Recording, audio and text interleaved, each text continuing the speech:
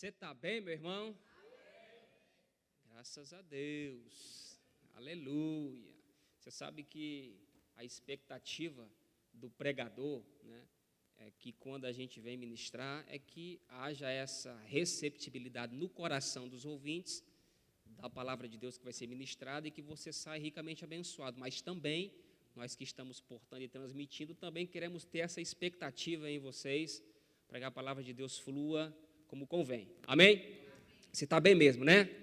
Graças a Deus. Então, vamos lá. Então, primeiro culto de quinta-feira do ano de 2023, e eu acredito que o tema, né, reconstrução, será abordado durante esses 365 dias no ano, que vai, de fato, mexer com a nossa estrutura, vai nos trazer, sim, um avivamento. Por mais que o avivamento já esteja em manifestação, Deus ele não vai trazer um avivamento sobre a igreja dele nesses últimos dias, né?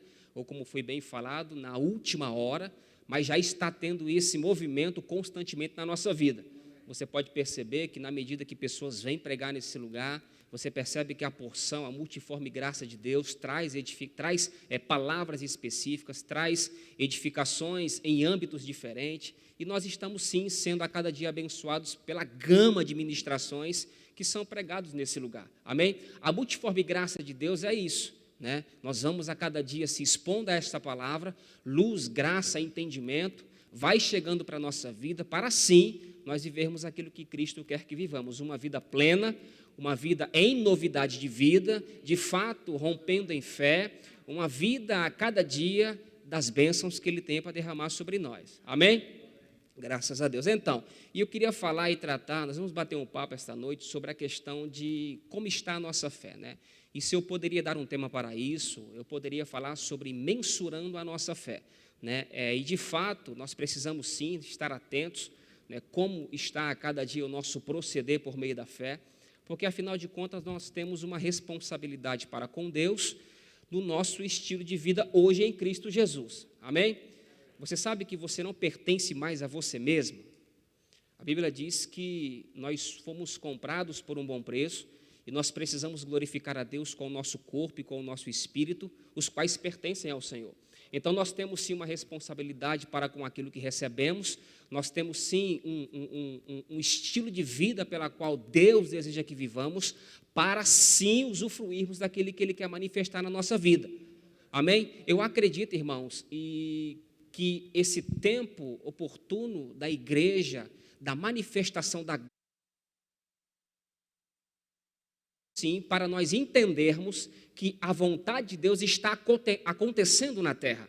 E Deus precisa de pessoas disponíveis para que possa manifestar a sua vontade nesta terra. Nós sabemos que viver em um mundo hostil ao Evangelho, pregar o Evangelho onde a perseguição acontece, graças a Deus nós estamos no Brasil, onde a perseguição não é tamanha, como outros países por aí afora, mas existe sim as perseguições no âmbito total de uma esfera da terra. Então, existe a perseguição. Então, nós estamos sim fazendo a vontade de Deus em um mundo a qual prega totalmente ao contrário. Nós estamos sim fazendo a vontade de Deus em um mundo que prega totalmente ao contrário. Mas sabe de uma coisa? A vitória que vai vencer o mundo é a nossa fé. Está comigo? Pois bem, então, mensurando a nossa fé, é de fato medir, definir tamanho, né? É calcular. E eu vou citar alguns capítulos aqui, alguns versículos, que de fato vai nos confrontar essa noite para sabermos o grau de fé pela qual nós estamos vivendo. Porque se sabemos que a vontade de Deus, aquilo que diz em Romanos capítulo 12, a vontade dele para a nossa vida, olha, é a vontade dele para a nossa vida, é boa, é agradável e é perfeita, então essas três partes que de fato é aquilo que Deus quer fazer na nossa vida, deve estar acontecendo automaticamente na nossa vida, porque somos filhos de Deus. Então, se a vontade de Deus é boa, agradável e perfeita, precisamos sim saber como estamos procedendo como filhos de Deus nessa trajetória como cristãos. Amém? Então vamos lá, abra sua Bíblia comigo em Tiago capítulo 1, versículo 6. Graças a Deus. Diga, Deus é bom. Amém. Tiago 1,6 é um texto muito conhecido, porém nós vamos observar algo interessante aqui. Ele diz assim: peça-a, porém, com fé, não duvidando, porque aquele que duvida é semelhante à onda do mar, que impelida é agitada pelo vento. Amém? Então você observa aqui que Tiago está falando sobre aquilo que de fato o homem ele está em uma constante na vida, isto é, as provações, as tentações, as perseguições que o homem passa a ter na sua vida, quando ele decide ter um estilo de vida diferente. Sabe, irmãos, as pessoas que vivem não fazendo a vontade de Deus, automaticamente elas fazem uma vontade própria de alguém. Elas estão traçando planos, projetos, elas têm de fato um ser espiritual que de fato rege a sua vida.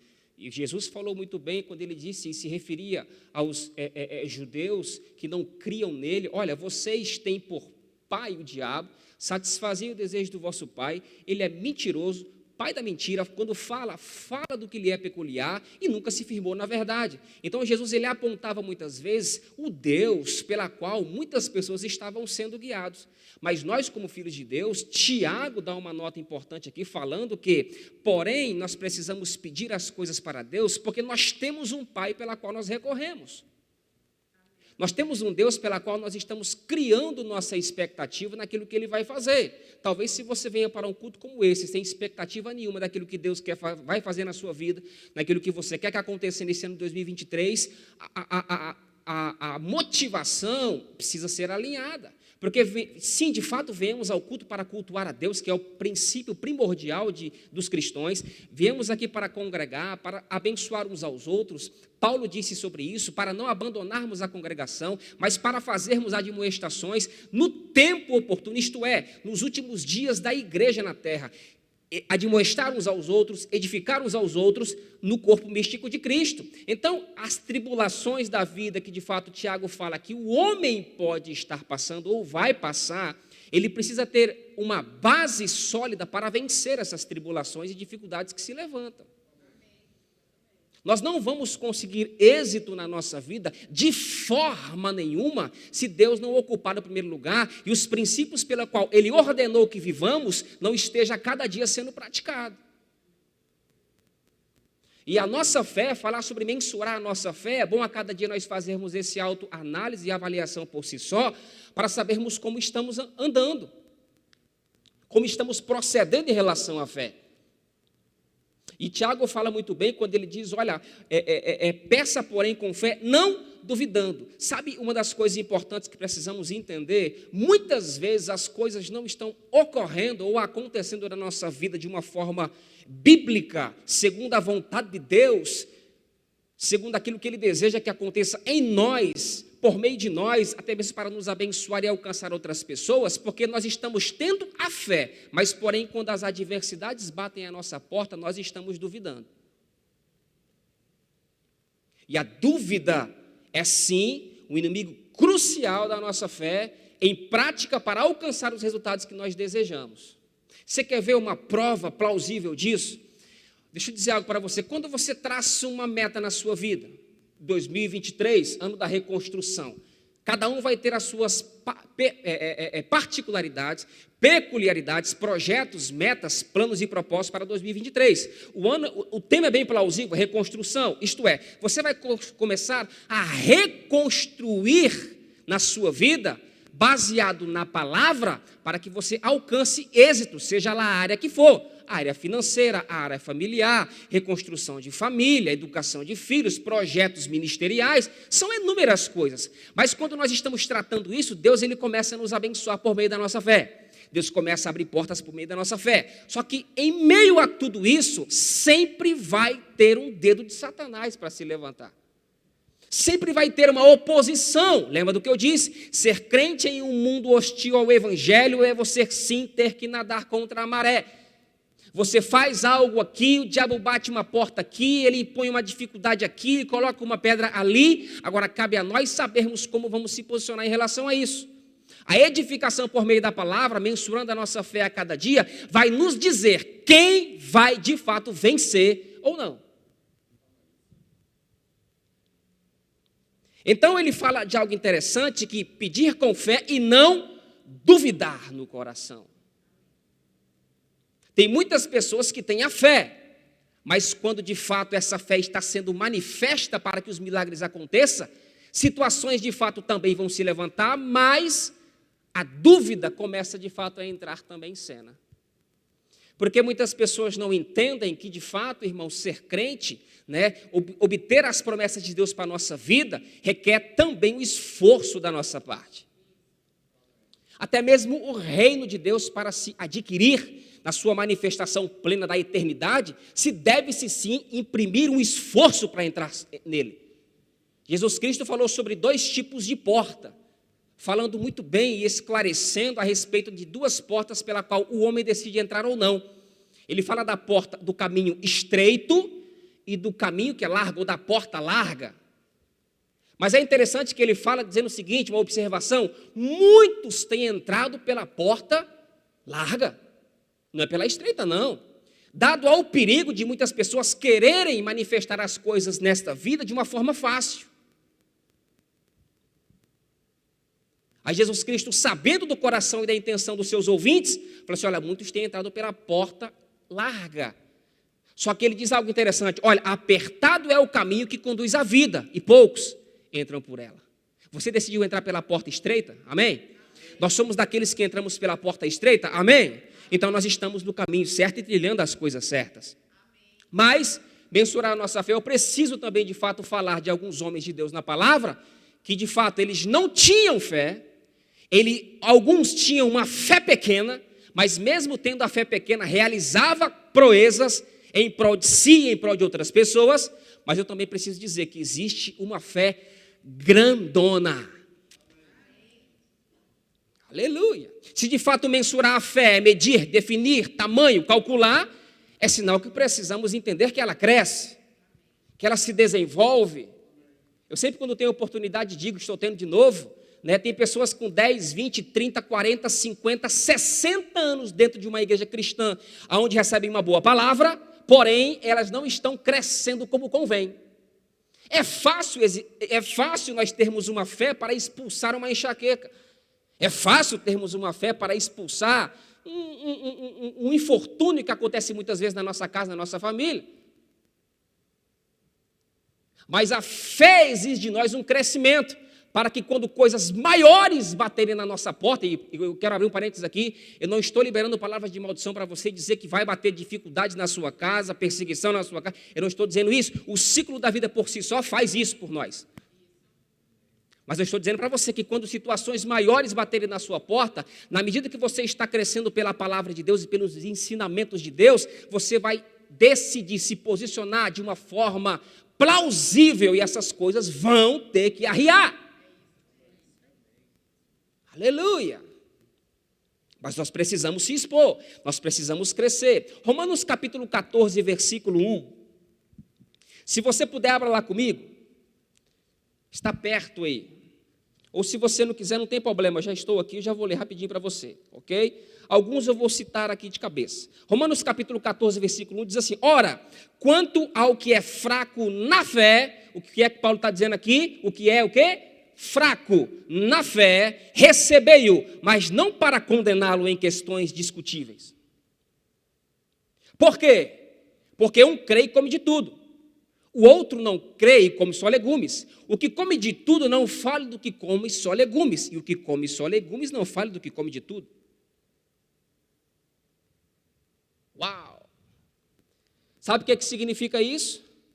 Existe uma fé que é pequena. E a fé de muitas pessoas, por serem pequenas, elas alcançam segundo aquilo que elas creem. Eu tive uma experiência uma vez com a morte do meu pai, uma loucura tal e tal, e vai. E fui consolado lá em Limeira por uma mulher que eu nunca conhecia. Foi um anjo que Deus enviou lá. E vai, a mulher me consola, me dá uma literatura, e vai. E quando eu volto para casa, criou-se um vínculo. Acho que a minha esposa vai lembrar disso. E essa mulher era de uma determinada igreja, eu não preciso citar nome aqui. E essa determinada igreja era uma igreja muito rígida em relação à alimentação. Não pode isso, aquilo outro e tal. Essa mulher um dia veio nos visitar em casa, por um convite meu, veio nos visitar, você foi muito importante e tal, na minha vida e tal. E essa mulher veio. E quando ela foi almoçar com a gente na mesa, eu já sabendo da sua crença e dos seus valores, que ela defendia e cria, eu não impus o que eu cria. Eu não coloquei na mesa tudo aquilo que eu gosto, e vai. Eu soube respeitar e falei para ela, faça uma das coisas mais simples para a alimentação. Porque a gente entende muitas vezes que o nível da fé da pessoa, a gente não tem que empurrar a nossa crença, a nossa fé e a nossa espiritualidade para essas pessoas de goela abaixo. Elas vão automaticamente crescendo e vendo em nós um estilo de vida diferente, como nos portamos, e automaticamente quando elas se expõem a isso, a palavra de Deus é a que é responsável para fazer a convencer sobre essas doutrinas que essas pessoas aprendem. Nós não somos juízes de ninguém. Graças a Deus que quem convence o homem é o Espírito Santo, quem convence o mundo das suas barbáries é o Espírito Santo. Nós simplesmente somos porta-voz de Deus para transmitir as verdades. Irmãos, nós não temos autonomia de julgar as pessoas pela nossa fé elevada, mas as pessoas estão numa fé pequena, não. Paulo diz, nós que somos fortes, quanto ao fraco na fé, recebei-o. Não para julgar em contendas, em questões discutíveis. Porque um vai crer e comer de tudo. Um não vai crer e vai comer só legumes. E ele fala aqui sobre necessidades fisiológicas, que de fato era uma necessidade, e até hoje, até a volta de Jesus Cristo, vai ser necessidades fisiológicas, que diz respeito à alimentação, a ar. Se ele come de tudo, não julgue. Agora, aquele que de fato cresceu para comer um legume por dia, também não julgue. É a fé dele para isso. Quanto mais maduros nós somos na palavra, nós a cada dia vamos saber instruir como convém muitas e muitas pessoas sobre suas crenças equivocadas. Aleluia. Mas é bom falar sobre isso. Mas a fé é mensurável. E nós, graças a Deus, eu posso fazer uso dessa palavra com muita propriedade, graças a Deus temos uma igreja sadia no que diz respeito à palavra, no que diz respeito ao que se ensina. Porque isso tem fundamentado nossa vida, isso tem nos feito pessoas melhores, isso tem nos aberto o nosso entendimento para saber de fato quem somos, o que temos e o que podemos em Deus. Aleluia. Agora, não posso deixar de dizer também sobre a questão da fé grande. Depois eu vou falar sobre a pessoa que não tem fé. Sobre a fé grande. E nós sabemos e temos 2 exemplos na palavra, mas eu quero me deter só em um. E que, de fato, se formos analisar e entender os pormenores da história, irmãos, para aquele povo, vamos usar nós hoje, para nós, é vergonhoso o que eu vou dizer aqui.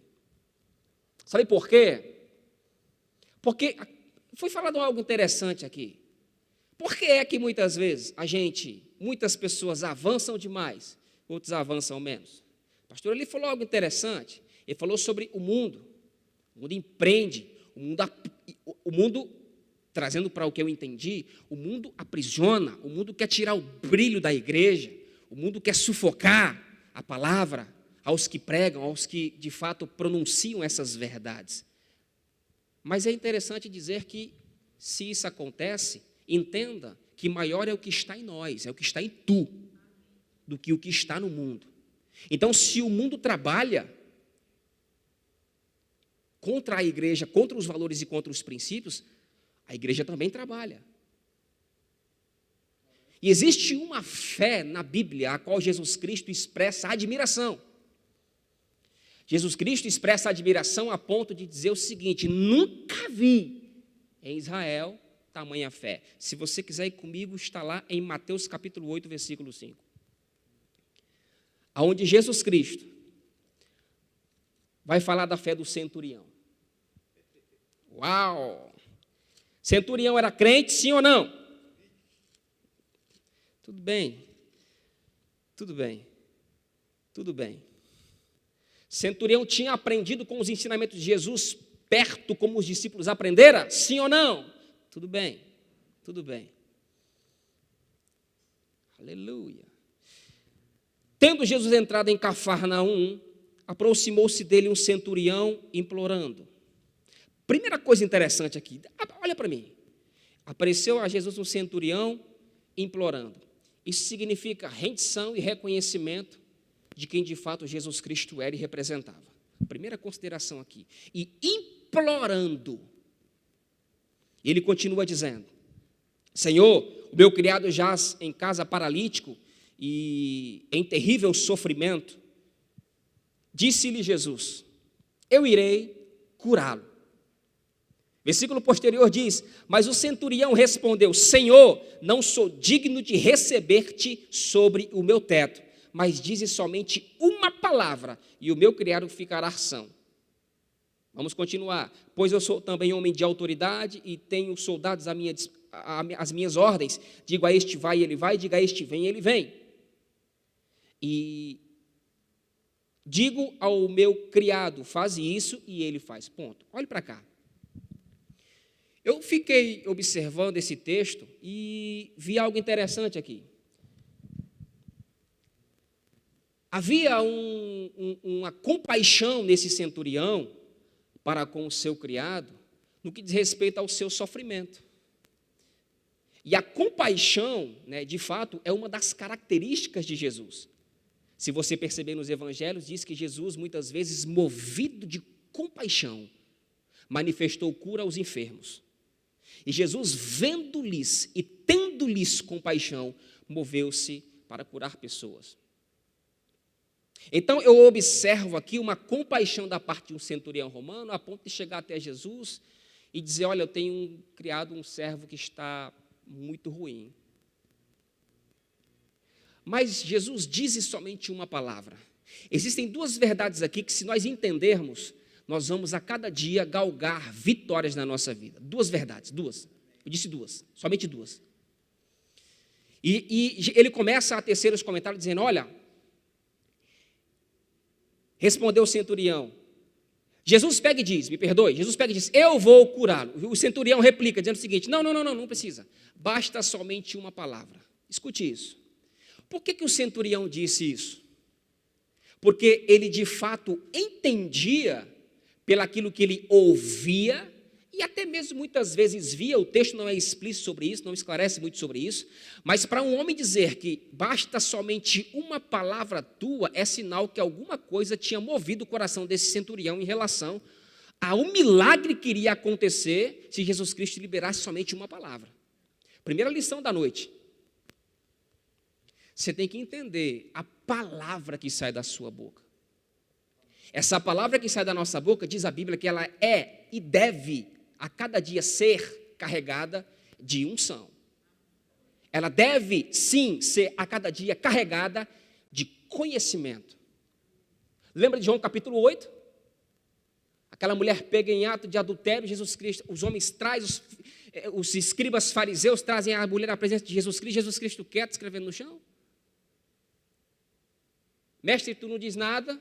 E Jesus Cristo, mestre, não diz nada. Aí Jesus Cristo pega e diz uma só palavra, isto é, uma frase inspirada pelo Espírito Santo: quem dentre vós estiver sem pecado, que seja o primeiro que atire a primeira pedra. Então grave isso, suas palavras são importantes, suas palavras são carregadas de unção, suas palavras são carregadas de autoridade.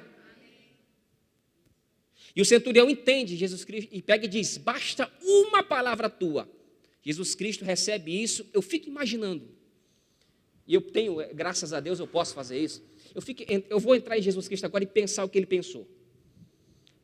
Rapaz, esse cara entrou no meu mundo, porque o meu mundo se manifesta e se movimenta por meio da palavra. Uau! Basta uma palavra tua. Hebreus capítulo 11 fala como foi a criação de todas as coisas.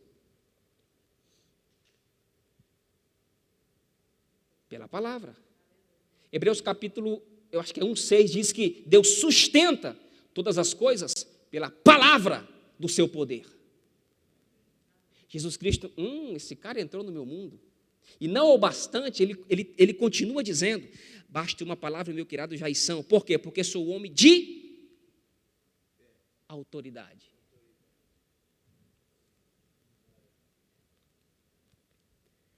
O crente tem autoridade. Vou repetir isso, talvez você não gostou. O crente tem autoridade. Me faz me lembrar uma situação a qual os 7 filhos de Cefa, no livro de Atos, não quero dar a referência errada, mas procure lá, os 7 filhos de Cefa foram expulsar um demônio, porque viram os sinais que Paulo fazia e se admiraram daquilo. Só que há uma diferença. Paulo tinha autoridade e fé para expelir os demônios. E a Bíblia diz que quando eles foram exercer autoridade sobre o espírito demoníaco, o resultado foi vergonha, surra e exposição de nudez. Porque não se expulsa demônio usando referências naturais, se expulsa demônio pelo nome de Jesus. E o demônio pega e diz, bem sei quem é Paulo e bem sei quem é Jesus. Vocês quem são? Então entenda que você tem autoridade para manifestar coisas para a sua vida. E ele continua dizendo, basta uma palavra, eu sou homem de autoridade, digo vai, a este vem. Ouvindo isto, admirou-se Jesus e disse, em verdade vos digo que nem mesmo em Israel encontrei tanta fé. Escute isso. Fé dá para se ver. Grave isso. Fé dá para se ver. Quem vive pela fé é notório. Sabe por quê? Porque suas palavras vão dizer quem você é. E principalmente na hora da adversidade e das tribulações da vida.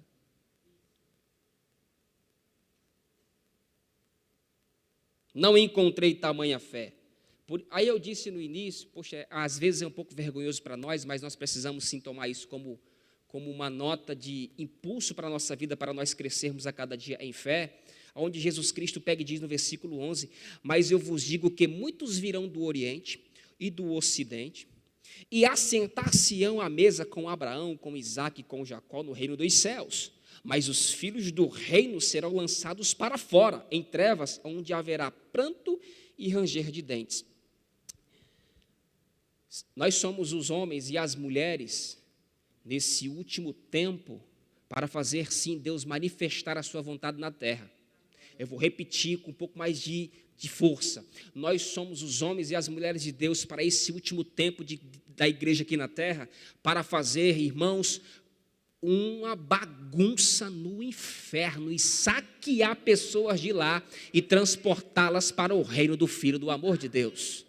Deus conta com você, Deus conta com o que você tem recebido, Deus conta com as palavras que já estão dentro do seu coração, borbulhando para falar para outras pessoas. Aleluia! Eu fico animado, eu fico feliz ao ver uma geração dessa juventude se levantando com ousadia, se levantando com intrepidez, se levantando com ânsia, com vontade de pregar o Evangelho, vontade de falar do amor de Deus para as pessoas, vontade de falar que Jesus Cristo é o mesmo ontem, é o mesmo hoje, é o mesmo eternamente, falar que Jesus Cristo é aquele que curou, é aquele que cura, é aquele que sempre vai curar, falar com que esta palavra mudou a nossa vida, essa palavra norteou a nossa família, essa palavra tem feito sim proezas na nossa vida.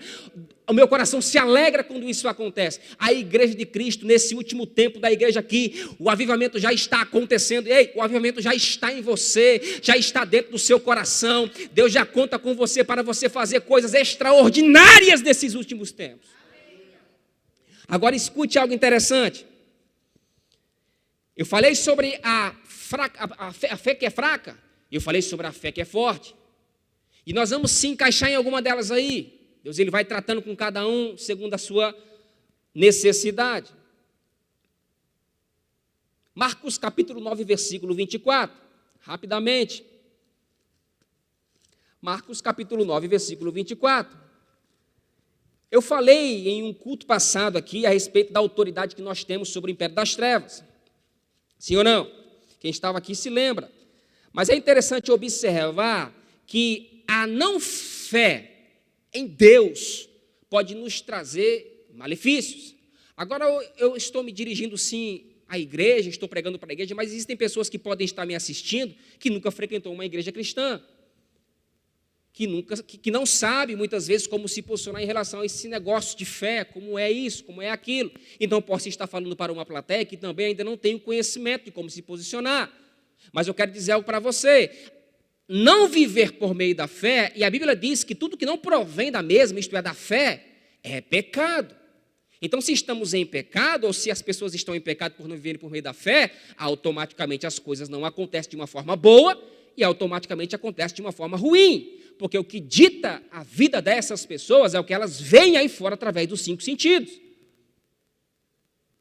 E é interessante observar que esse texto de Marcos capítulo 9, né, onde acontece uma situação onde o pai de um garoto procura Jesus para que pudesse ajudá-lo, né, e eu só quero essa parte aqui, né, muitas vezes é lançado no fogo, a água o tem, mas se tu podes fazer alguma coisa por ele, tem compaixão e ajude-nos, disse Jesus, se tu podes, tudo é possível ao que crê. Aí o versículo 24 diz assim, imediatamente o pai do menino exclamou, eu creio, depois da palavra, mas veja a vida dele por incredulidade. Ele diz, eu creio, ajuda-me a vencer a minha falta de fé. E eu estou lendo Marcos capítulo 9, a partir do versículo 24. Então, é fácil andar pautado na fé de Jesus. Eita, tem um âmbito aqui, né, para ficar, né? Tem um parâmetro aqui, né? Andar pautado na fé de Jesus é fácil. Agora nós precisamos andar sobre a nossa fé. Sabe por quê? É vontade de Deus. Que a igreja cresça, avance e se desenvolva na fé. Quando o pai do garoto disse, se queres, tudo é possível ao que crê. Eu quero. Aí o pai do garoto pega e diz, ajuda-me na minha falta.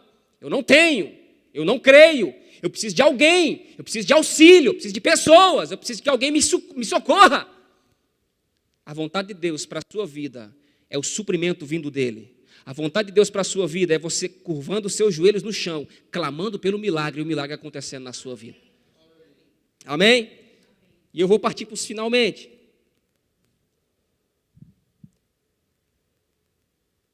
Gosto desse texto e vou concluir com ele. Aonde de fato acontece uma situação, aonde a gente já ouviu muita pregação sobre isso, aonde Pedro anda sobre as águas. Aleluia! Se eu te falar que Pedro não andou sobre as águas, você acredita?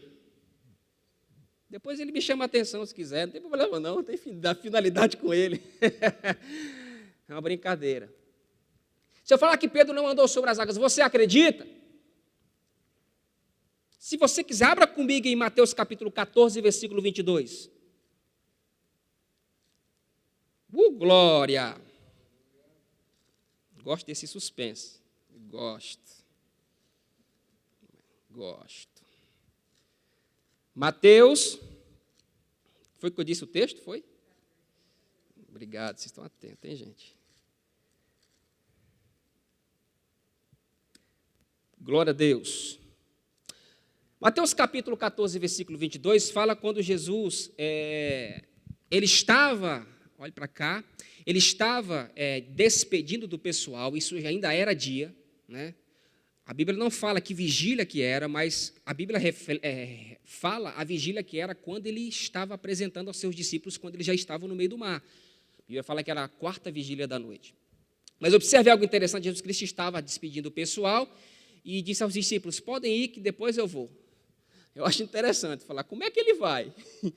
Se ele estava no barco. Jesus Cristo pega e diz, pode ir que depois eu vou. E, é claro, um corpo glorificado, depois morte e ressurreição, mas eu não quero me deter nisso. E diz o versículo 25, na 4ª vigília da noite, dirigiu-se Jesus a eles andando sobre o mar. Quem estava andando sobre o mar? Jesus. Os discípulos, vendo caminhar sobre o mar, assustaram-se, dizendo, é um fantasma, e gritaram de medo. Rapaz, eu fico imaginando um grito de um homem de medo. Mulher gritando de medo, a gente está acostumado a ver, às vezes, a ver uma coisa em casa, a mulher... Mas eu fico imaginando homens gritando de medo. Que cena! Aí diz que gritaram de medo. Jesus, porém, imediatamente disse: tem bom ânimo, sou eu, não temas. Está isso no seu texto aí? Pois bem, respondeu-lhe Pedro: tinha que ser, tinha que sado, é Pedro.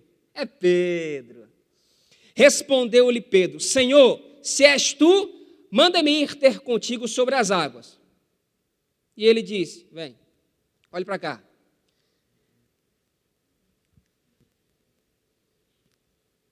Glória a Deus. Vocês estão ansiosos para saber, né? Por que é que Pedro andou? Ou em que Pedro andou? Pedro, ele coloca Jesus em uma saia justa. Eu não sei se você percebeu no texto, aonde quando eles veem Jesus Cristo, e eles acham que é um fantasma, Pedro, ousadamente, ao observar, diz: se é você, manda-me ir ter contigo. Agora, fica no lugar de Jesus. Rapaz, ele perguntou se é eu. Não posso mentir, porque de fato sou eu. E ele disse que se fosse eu para confirmar, era para ele andar sobre as águas.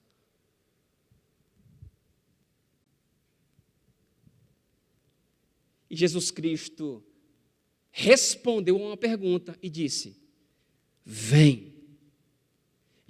Pedro, ele anda sobre uma palavra, a ponto das águas não submergerem.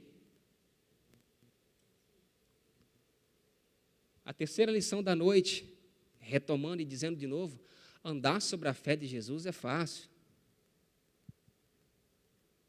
Mas Ele quer que andemos com a nossa própria, a ponto de tudo o que vai tem que vir.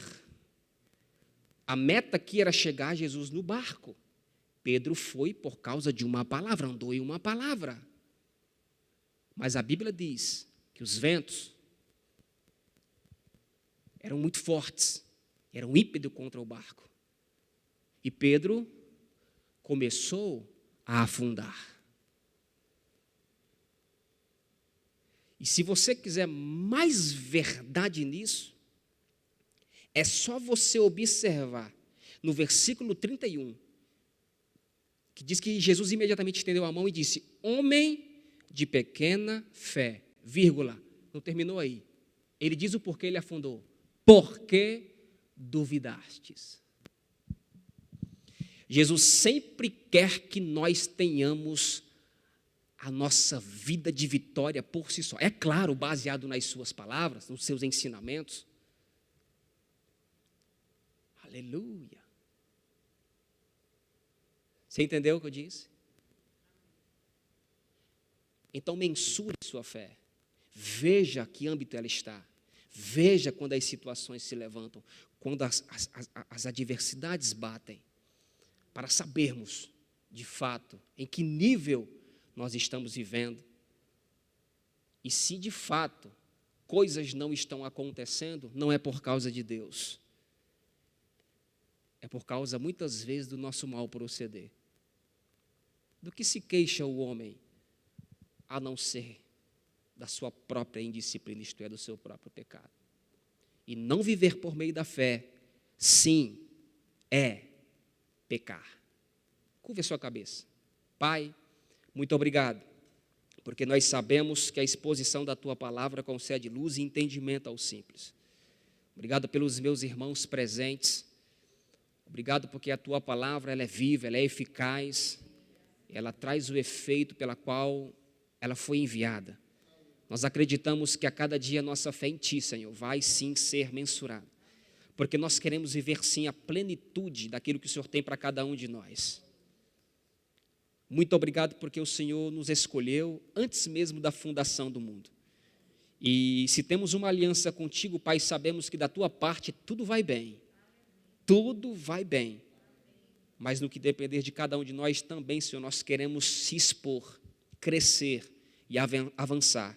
Porque nós sabemos, Pai, que a vida pela fé, a vida de vitórias, não só nos trará benefícios para nós mesmos, mas o Senhor quer que pessoas também sejam alcançadas, pessoas sejam tocadas, pessoas sejam inspiradas por aquilo que temos recebido. De bom grado te agradecemos, te louvamos e te agradecemos, em nome de Jesus. Amém? Diga assim: eu creio que a minha fé, ela vai aumentar. Diga assim: eu creio, 2023 será um ano diferente, por causa da minha fé. Aleluia. Muito obrigado pelo carinho, obrigado pela atenção. Que Deus os abençoe.